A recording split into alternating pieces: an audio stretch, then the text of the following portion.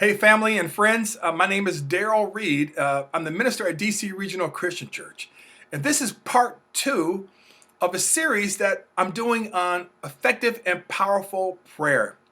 Last week, we talked about faith, how faith is the number one thing that allows our prayers to be effective. You know, Jesus said in Matthew 21:22, if you believe, you will receive whatever you ask for in prayer. And hopefully, you are praying with greater faith, maybe more faith you've had in years. And I bet you God's moving. Today, we're going to take a look at the second thing. The second thing that's going to allow our prayers to be powerful and effective, are you ready for this?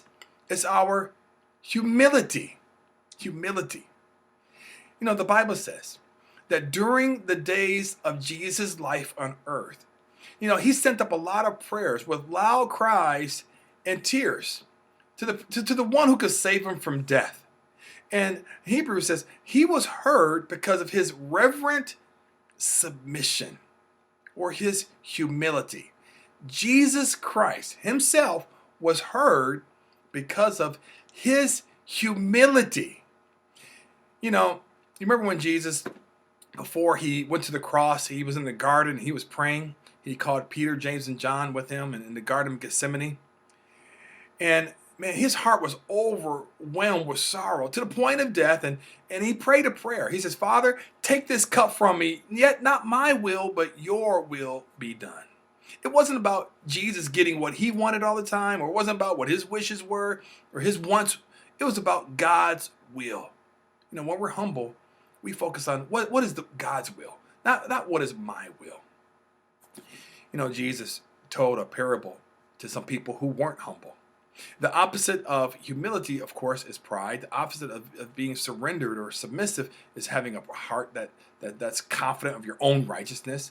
And in Luke chapter 9, or chapter 18 or verse 9, Jesus, he taught this parable to some people who were confident of their own righteousness. And he went on to say, two men went up to the temple to pray.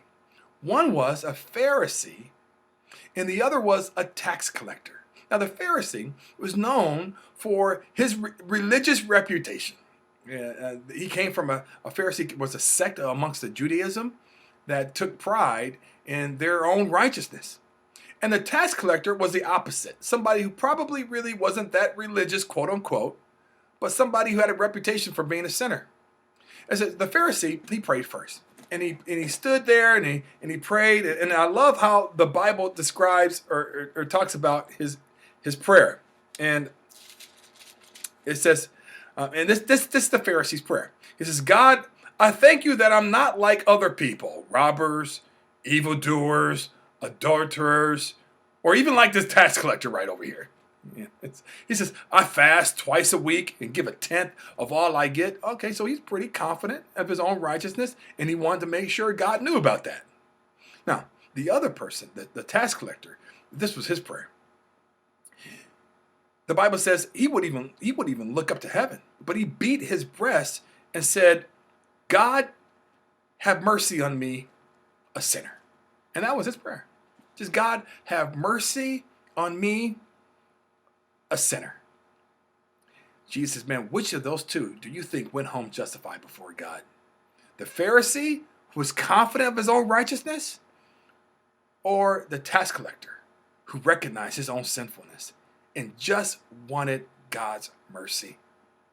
Jesus says, obviously, the tax collector. And then he went on to say, for all those who exalt themselves, they will be humble. But he who humbles himself will be exalted. When we approach the creator of the universe in prayer, the being that knows everything, the being who sees all, who knows everything, including everything we've ever did, everything we've ever thought, man, how could we not humble ourselves? How can we not even begin our prayer just saying, Lord, have mercy on me, a sinner?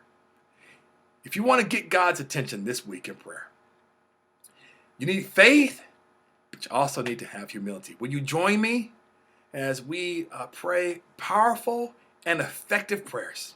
Let's have faith and let's have humility. And next week, we'll talk about the third essential in order to have powerful, mountain moving prayers. I love you, and God bless you. To God be the glory. Thanks.